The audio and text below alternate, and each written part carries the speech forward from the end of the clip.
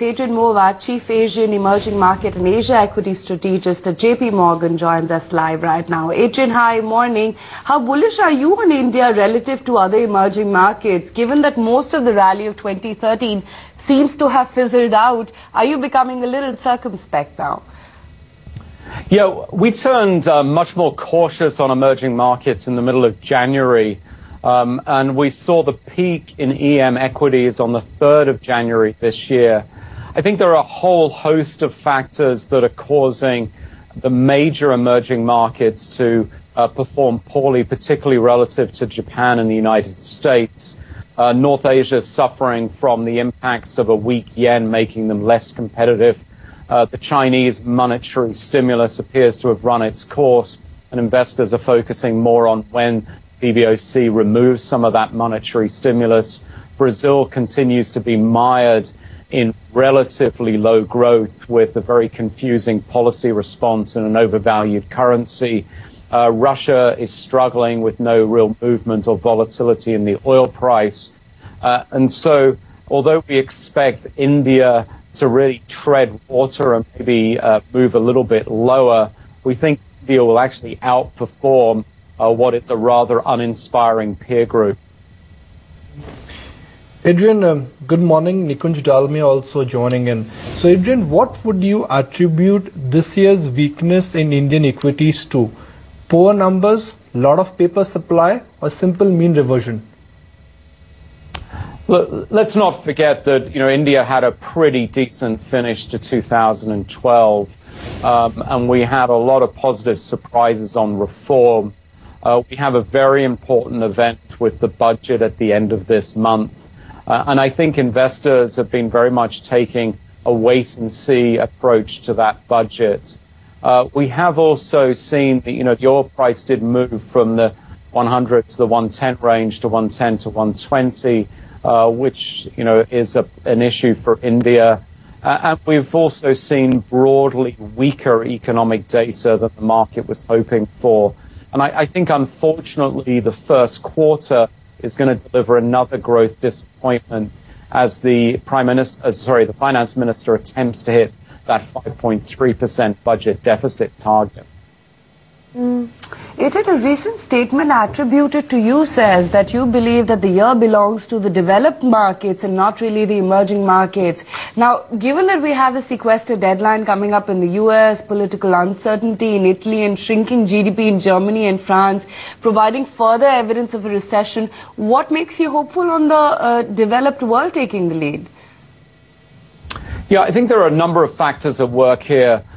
We have a very strong mandate for the Japanese Prime Minister to pursue inflation targeting, and there is a real chance that Japan manages to break out of this protracted period of no nominal GDP growth. And that is definitely attracting investors to the Japanese equity market. I think there is a growth risk in the United States, particularly related to capital investment or the durable goods numbers, where people are not focusing on those enough. And I think that's where the risk comes in with sequestration, with fiscal spending, the uncertainty with regards to corporate taxation. However, we are offsetting that with significant amount of M&A activity, which combined with share buybacks is very supportive for the market. If we look at European equities, we saw a very substantial rally in European bond markets. The European financial system now has access to funding through private financial markets. I think that's a meaningful improvement in the monetary environment in Europe, which is good for growth as it's less fiscal drag. So I think there are near-term risks, but I think the way we'll finish 2013 is one in which our confidence in developed market growth is building. The center of gravity for Indian markets will now focus in and around budget expectations, and many experts I've interacted with in the last 15-20 days are of the view that this year's budget is of immense importance. Even the finance minister has clearly outlined that he will present a responsible budget. The timing of this budget is extremely crucial. What are your thoughts? I think the finance minister has to focus on pleasing the rating agencies. So trying to make sure that the current fiscal year budget comes in around 5.3% of GDP, and that then the projected fiscal deficit comes in maybe nearer sort of 4.3, 4.5 for next year.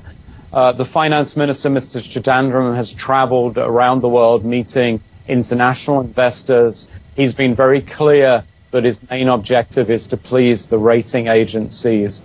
So I think that's going to be the main focus. If you look at what that actually means, it means that they will have to cut back on planned expenditure. I think that's what's going on. So we do run the risk that economic data for the first quarter of this calendar year disappoints as we get less government spending. Now, beyond that, what can the finance minister do to encourage non-parts of the public purse to spend?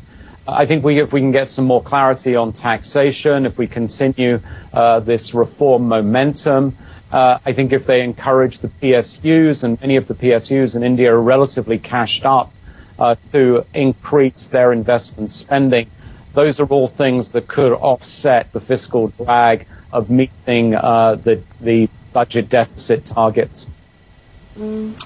Adrian, how do you see the markets panning out ahead of the budget? I mean, we've been fairly weak to lackluster the past couple of trading sessions, but would you take some positions or be on the sidelines?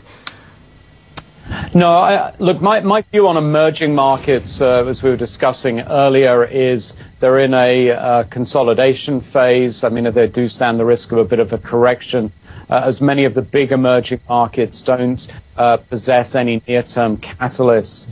I think India sits in the same environment. People have got a wait-and-see attitude with regards to the budget.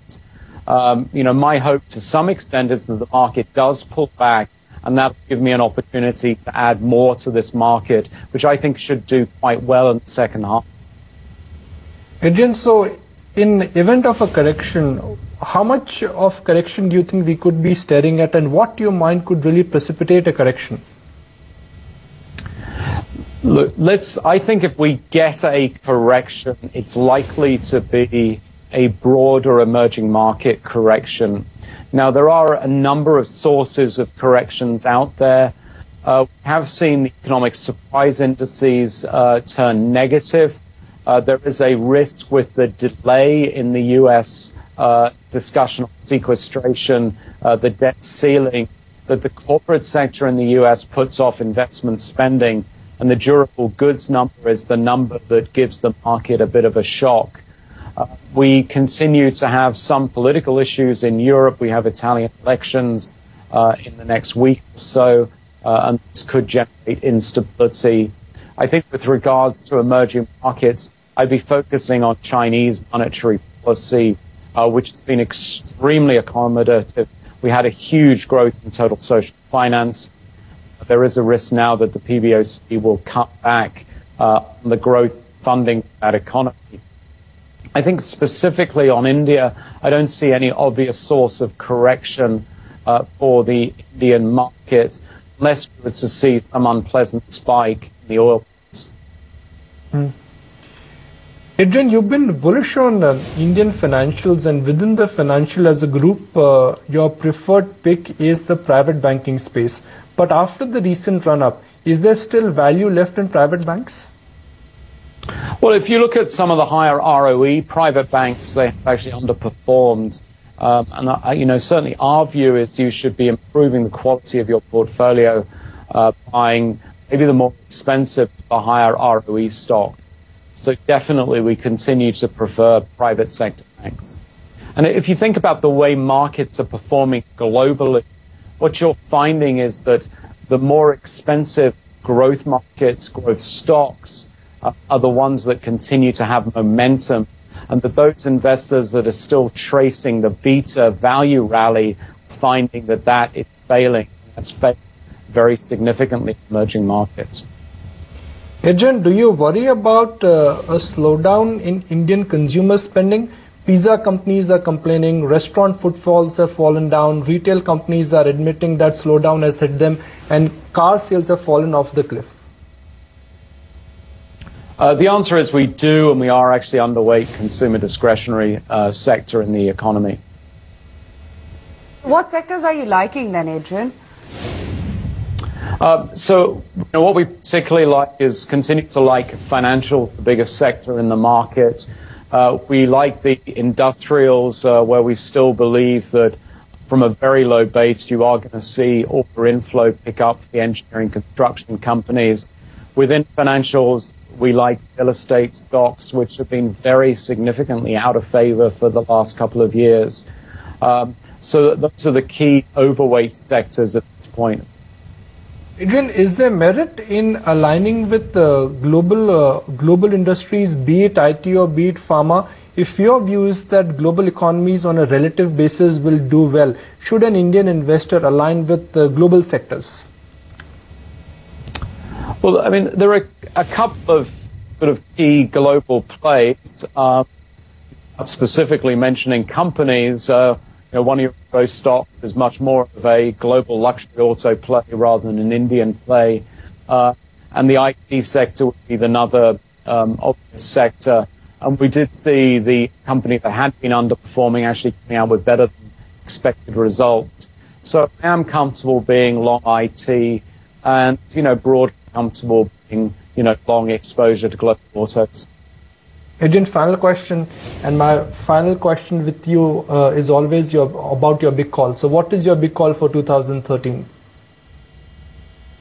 Well, I think ultimately the big call is going to be that very low price of equities relative to bonds gets expressed in a re-rating in developed market equities, and emerging markets tag along with that story. They don't lead that story. It's so good to have you on ET Now, and certainly hope to see more of you going forward.